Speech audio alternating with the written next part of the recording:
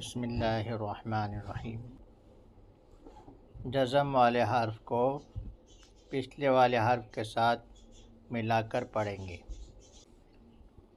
تو سب سے پہلے ہم کو یہ سمجھنا ہے کہ یہ ہے جزم، یہ ہے جزم، اور یہ جزم والے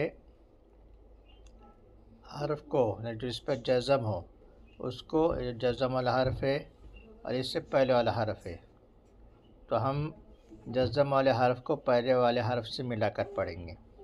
جیسے حمزہ با زبر اب، اسی طرح حمزہ با زیر اب،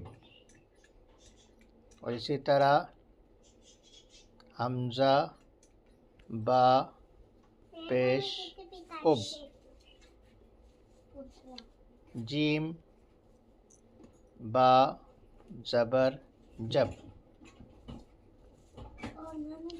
جیم با زیر جب،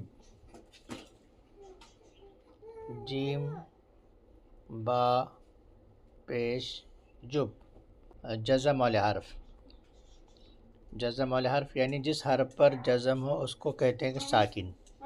با ساکن ہے، اس سے پہلے زبر ہے، تو اس کو پڑھیں گے حمزہ با زبر اب، حمزہ با زیر اب، حمزہ با پیش اب، جیم با زبر جب، جیم با زیر جب، جیم با پیش جب۔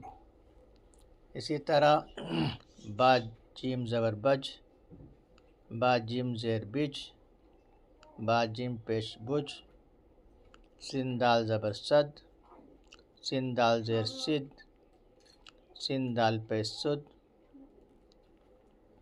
قاف تا زبر قط، قاف تا زیر قط، قاف تا پیش قط، جیم قاف زبر جق، جیم قاف زیر جق، جیم قاف پیش جق۔ اس طرح سے یہ حروف ہو گئے، اس کو اگر ہم پڑھیں گے آگے امتحان کے طور پر جو مشق کرائی جاتی ہے، با سین زبر بس، کاف تا زیر کت، جیم عین زیر جی، جیم لام پیش جل، غین لام پیش گل، واو ہا زبر واہ، میم حمزہ زبر م، حمزہ ہا زیر ای، نون صاد زبر نس، را حمزہ زبر را۔ یہ ہو گیا اس کا پڑھنے کا طریقہ۔